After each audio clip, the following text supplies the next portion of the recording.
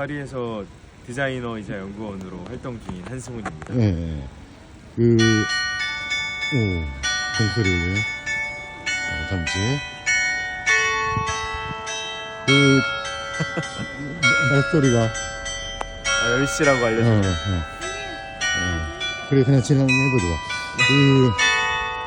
원정대와 우연찮게 지금, 일행이 되셨잖아요. 네. 그 말씀, 한번 부탁드릴게요. 먼저, 시범도시 관련한 일을 ETI 체어라는 곳에서 하고 있어서 우리나라에 소개되는 15분 도시에 대해서 궁금함이 늘 있습니다. 그래서 검색을 해보던 와중에 김민준 선생님의 글을 보게 됐고 얼마 남지 않아서 15분 도시와 자전거 네트워크를 보러 유럽을 오신다는 걸 알게 됐어요. 그래서 제가 연락을 취했고 파리에서 뵐 수 있으면 너무 좋겠다. 제가 그래도 15분 도시에 관련된 일을 하고 있고 자전거를 너무 좋아해서 자전거를 타면서 겪었던 경험을 공유하고 싶어서 연락을 드렸더니 흔쾌히 이렇게 함께 하자고까지 제안을 주셔가지고 함께 하게 됐죠. 그래서 저희하고 지금 벌써 그럼요. 다들 자전거에 대해서 소위 전문가 분들이시기 때문에 그런 분들과 좀 자전거 관련된 주제를 집중해서 나눌 기회도 사실 없잖아요. 이런 기회가 한국에서도 없고 그런데 더 특별하게도 이렇게 현장에서 직접 그런 대화를 나눌 수 있어서 너무 좋고 예를 들어서 뭐 한국에서 사진 보여드리면서 여기 이랬습니다 이렇게 하는 게 아니라 직접 와서 만져보고 앉아보고 이렇게 하면서 경험하는 것들이 너무 좋고 모두들 놀러 오신 거 아니고 다들 뭐 하나라도 좀 얻어가고자 이렇게 오시는 분들이셔서 저는 너무 편하게 얘기를 주고받고 있어요. 파리에서 파리 얘기를 했었어야 되는데 말씀을 못 드려서 일단 파리는 안히달고 시장이 굉장히 혁신적인 도시 변화를 좀 추구하고 있는 곳이고 그 변화를 직접 느낄 수 있는 전 지역에서 공사가 이루어지고 있습니다. 사실 올림픽을 앞둔 변화도 물론 있겠습니다만 자전거 도시로 변화를 하기 위해서 한 3년 정도 전부터 도로가 깔려있는 모두 100%의 도로에 자전거를 탈 수 있게끔 만든다라는 그런 목표 하에 자전거 도로 일방통행도 만들고 겸행 도로도 만들고 이렇게 빠르게 좀 변하고 있는 곳인데요. 거기에 이제 벨로폴리타냐라는 재밌는 컨셉 그리고 15분 도시라는 접근성을 기반으로 한 서비스 관련 컨셉 이런 것들이 더해져서 그런 좀 정책적인 것들을 끌고 나가는데 좀 힘이 되어서 같이 진행되고 있고 시민들도 물론 운전자들은 불편함이 많지만 자전거 타는 사람들, 보행자들은 뭐 이전에도 사실 그랬습니다. 지하철역 간의 거리가 좀 짧아서 대중교통보다는 보행을 선호하는 사람들도 있었지만 더 보행 공간이 확보되고 아이들은 더 안전하고 그런 도시로 만들어지고 있기 때문에 아주 좋은 방향으로 가고 있는 사례인 것 같아요. 그렇죠. 그 강도도 사실 뭐 나중에 말씀드리겠지만 네덜란드에는 자전거가 조금 더 우선시되는 경향이 좀 있는데 파리는 보행자들이 우선시되는 것이 여행하기도 너무 좋고 일하기에도 좋고 생활하기 너무 좋습니다. 그과 시민들의 생각 간의 상관관계 이런 게 좀 짚어볼 대목 같은데 리더십은 세계적으로 이미 다 알려져 있죠. 그 강력한 리더십이 파리 시민들에 의해서 어떻게 받아들이고 있는 것 같아요?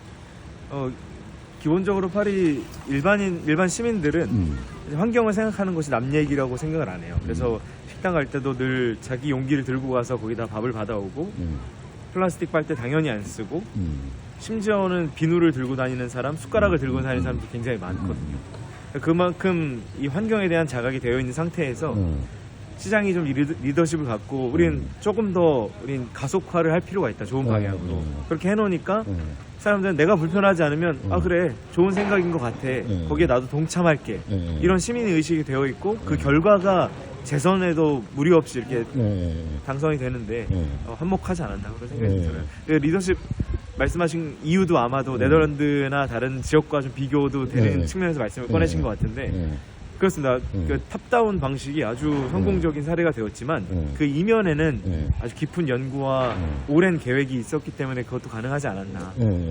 뭔가 테스트를 하는 그런 개념이 아니라 완성된 아이디어를 적용시키는 테스트하는 거는 시민단체급에서 하고 위에서는 그 한 걸 토대로 바로 적용시키는 적용시킬 때 굉장히 용기와 그런 강단이 있었던 거죠. 그러면 파리 시청 같은 경우 뭐 아까 말한 시민단체나 민간과 어떤 긴장 관계 같은 건 별로 없고 원활하게 역할 분담이 이루어지는.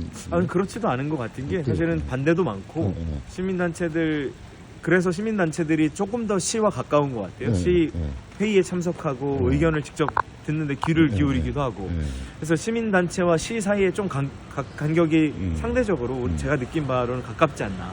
그래서 불만이 있는 거는 오케이 수용하겠다 그런 자세를 취하고 있고 수용하되 너희들도 감수해라. 근데 시민들도 감수를 하는데 감수하는 거는 내가 좋자고 하는 게 아니라 환경 위한 거고 다 삶의 질을 높이자는 건데 그 반대하는 게 맞나 다시 한번 생각해봐라. 이런 메시지를 주고 있죠.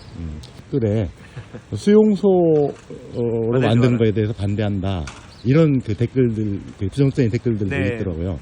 최근에 네. 나타나고 있는 가짜 뉴스가 관련된 것들인데 그러니까 통제나 자유를 억압한다라는 내용은 시범 도시를 잘못 이해하고 있는 부분이에요. 시범 도시를 마치 어디 기점을 중심으로 시범 밖에 나가면 우리 시범 도시 컨셉에서 벗어나 이런 얘기를 하는 게 굉장히 잘못된 생각인데 굉장히 잘못됐다고 말씀을 드리는 이유는 그걸로 믿지 않게끔 말씀을 드리고 싶은 부분이에요.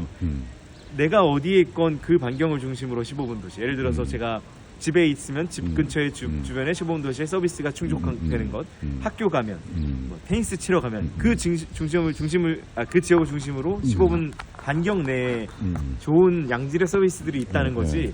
이 안에 가둬서 계획을 여기만 잘하고 여기에 젠트리피케이션을 다시 갖고 온다 이런 얘기는 절대 아니거든요. 댓글들이 조금 잘못된 부분이 있고 저는 거기에 맞서 싸우려는 것보다 저희가 생각하고 있는 것들 바른 연구들을 더 많이 공개하는 쪽에 좀 치중해서 요즘 연구를 하고 있어요. 그래요. 지금 처음 오셨을 때? 네, 저도 처음이고 네덜란드도 사실 몇 번 와보지 않았었는데 이미 자전거로 좀 명성이 높은 곳임은 이미 알고 있었지만 이렇게 자전거를 바라보겠다 하고 온 거는 또 처음이어가지고 그 자전거 도시가 만들어지기까지 얼마나 배후에 많은 것들이 있었는가를 상상하게끔 만드는 것 같고 그런 의미에서 하우튼 도시는 뭐 한 5년 정도 전에 2018년도에 자전거 도시로 선정이 되기까지의 여기서 어떻게 준비했고 물론 한국도 엑스포 유치하기 위해서 막 준비하는 것처럼 가시면서 얘기할게요. 네. 여기 자전거 도시로 선정되기 위해서 어떻게 준비했고 시민들은 어떻게 그걸 받아들였고 이런 것들이 굉장히 흥미로워서 지금 시청을 가는 길인데 그런 관련된 프로세스들을 좀 듣는 것이 좀 굉장히 기대됩니다. 하우턴의 심장이라고 할 만한 공간이잖아요. 네. 여기 청사 자체도 그렇고 청사 옆에 그 도로도 그렇고 지금 굉장히 충격적이거든요. 저도 그렇습니다. 여기는 마치 자동차가 오면 안 될 것들 같고 굉장히 보행하기에 너무 좋고 보시면은 인도도 이만큼 넓고 가운데 있는 게 도로가 아니라 자전거 도로라는 거. 이것도 그 준비하면서 바꾼 거랍니다. 차도였는데 차가 못 들어오게끔 들어오는 건 이제 관공서나 청소 뭐 이런 것들이 들어올 수 있는 것 같고요. 필수적 차량들. 그렇습니다. 그런 거 보면 진짜 저도 충격적이고 너무 충격적이고 근데 또 생각해 봐야 될 거는 이걸 위해서는 이걸 무조건 주장할 건 아닌 것 같고 그렇죠. 이걸 위해서 얼마나 어떤 과정이 있었는지를 바라보는 게 좀 중요할 것 같아요.